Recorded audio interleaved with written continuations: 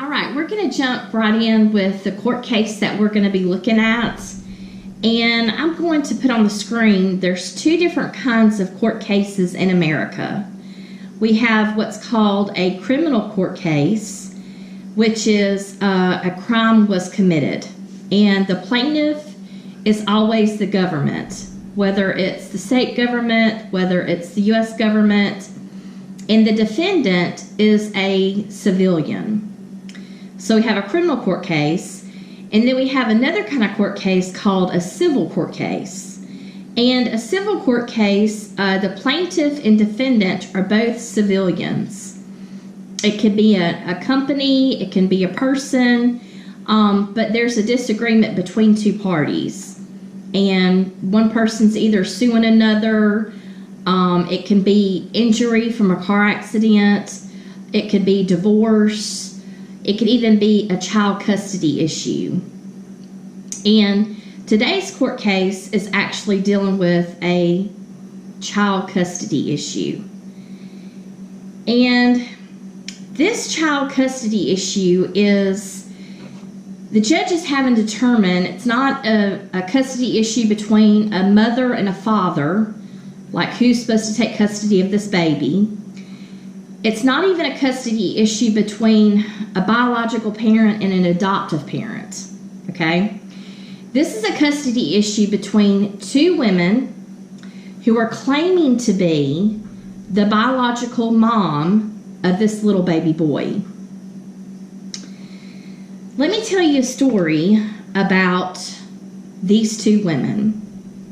This court case is found in 1 Kings chapter 3, verses 16 through 28. And this court case is two women who are friends. They are roommates. They are having this issue that they cannot sort out between these two. They have to bring it into court to let the judge decide of who the real biological mom is, right? I mean, the biological mom knows that she's the real mama. And so how can this happen? I mean, you're like, Jennifer, what's going on here? These two women are doing life together.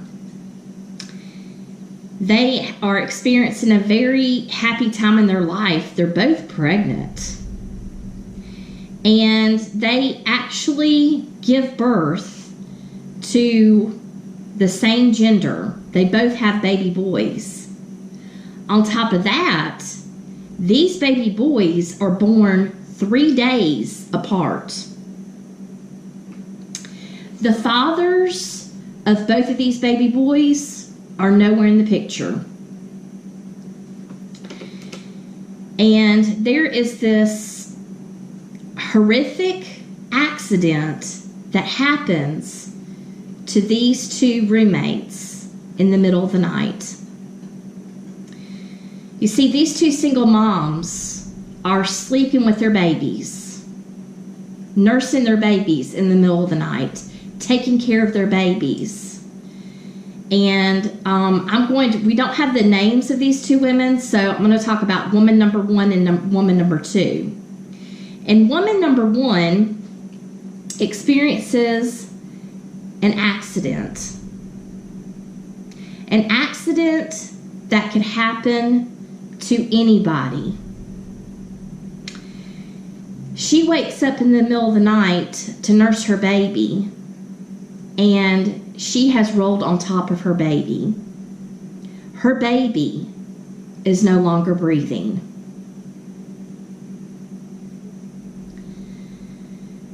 The next morning, you would think that woman number two would be consoling woman number one, right? This is an awful accident that has happened. But that's not the case. The next morning, Woman number one sees that her solution and how to deal with her grief is crazy. She goes in the middle of the night and she switches the babies. That next morning, she makes woman number two think that her baby is dead.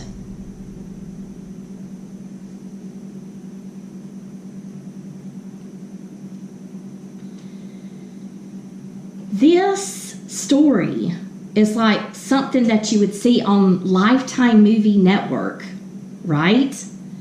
I mean, a psycho woman who was doing crazy things to this other woman. Psycho woman number one, right?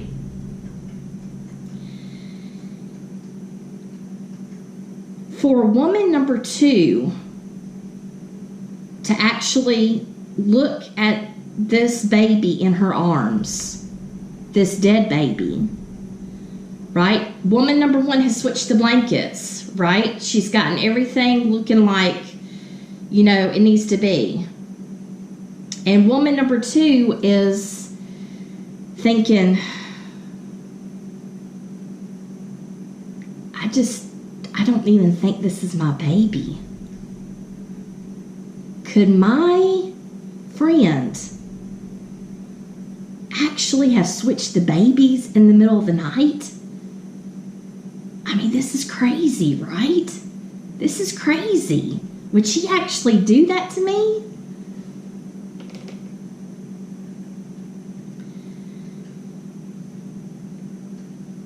Well, she confronts woman number one with this.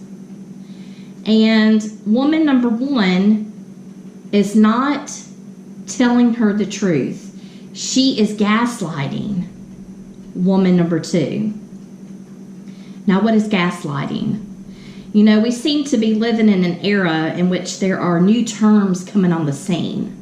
And so I'm going to read a definition that is in medical news today of what gaslighting is.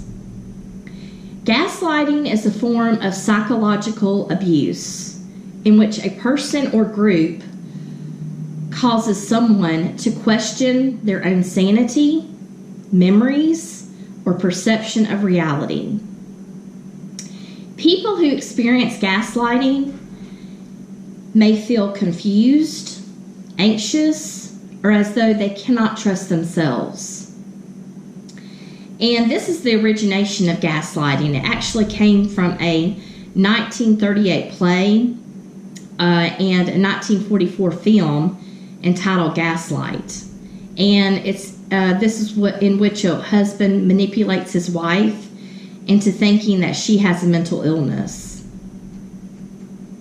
And so gaslighting is just another way of deceiving others.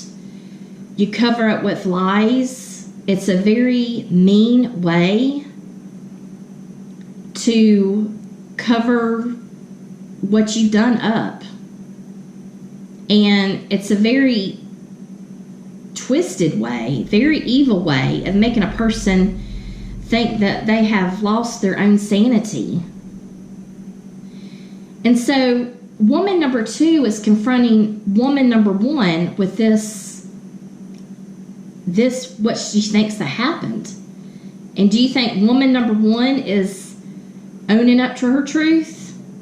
No. If she had owned up to her truth, then this would have never made it in court, right? They would have been able to resolve this issue between the two of them. And so woman number one is making woman number two really doubt herself. And this case makes it to court. The judge that will be presiding over this court case is the best judge that these two single women could have ever had. You see, this judge, he would give the utmost attention to this case,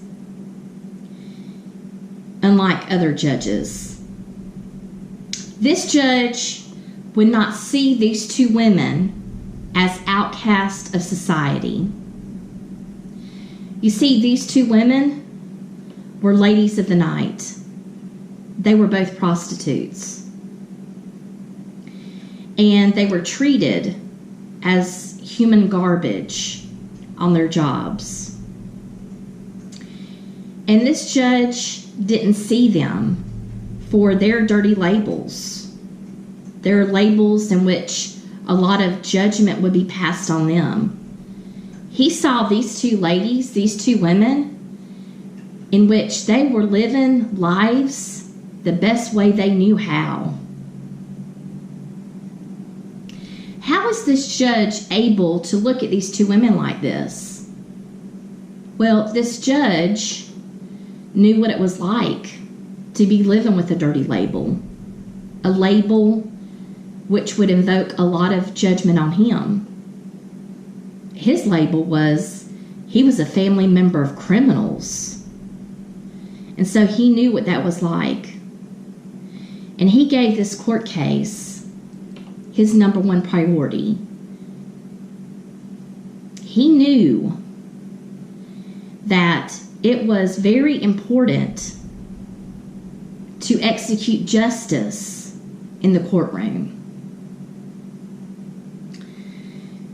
The real mama, the one who was telling the truth, deserved to live a life with her baby boy.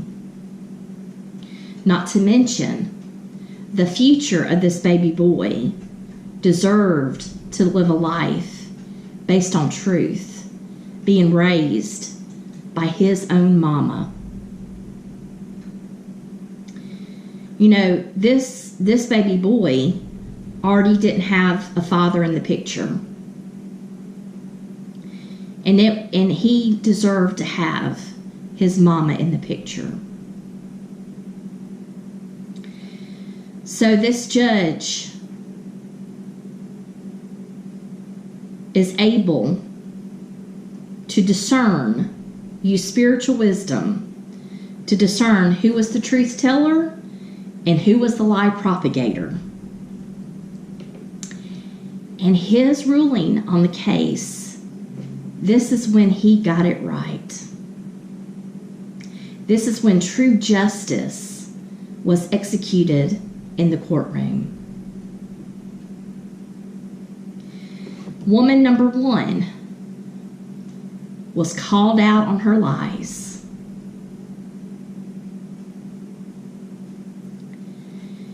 This woman had developed some very bad habits of gaslighting. You know, it may start out, oh, it's just so innocent, I'm not, really hurting anybody, white lies, that kind of thing. But the thing is, you are hurting yourself. And we can see this with woman number one. She has done this for so long, and nobody has called her out on it because nobody has seen it. And it has become a habit with her, and it has changed her character. For this to happen in the middle of the night, and for her to respond in such a way, she had a habit of doing this time and time and time again, and nobody ever recognized it. So you better believe that when justice was executed in this courtroom, this really grabbed her attention. Because what she had gotten with for so long, with so many different people, she did not get away with it this day in court. And how this baby boy was protected by not being raised by a woman who was so evil.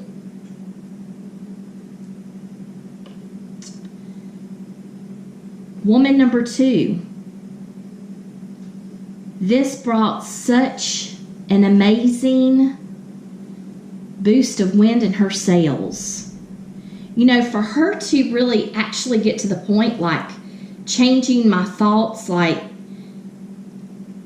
that she actually did this to me, for her to jump to that line of thinking, and then for her to persist in that line of thinking, with woman number 1 constantly tearing her down and constantly trying to make her doubt and to make her stop persisting truth, is truly amazing. And then for this baby boy to be raised knowing who his true mama was. Every child deserves to know who his or her mama is and who his or her daddy is. The sad thing about woman number 1 gaslighting woman number 2 was that it severed a friendship. You know, we have 2 women who were looked down on in society, and they were raising a baby alone in this world. All they had was each other. And this lying and deception broke that friendship up, and it made them even more alone. And that's what gaslighting does. You know, if woman number 1 had dealt with this grief truthfully, it was an accident. It was not her fault. To work through that with God. And instead of, she was dealing with her horrific accident and causing another trauma for her friend. She was causing hurt to woman number 2. Not to mention breaking up of a mother-son relationship permanently.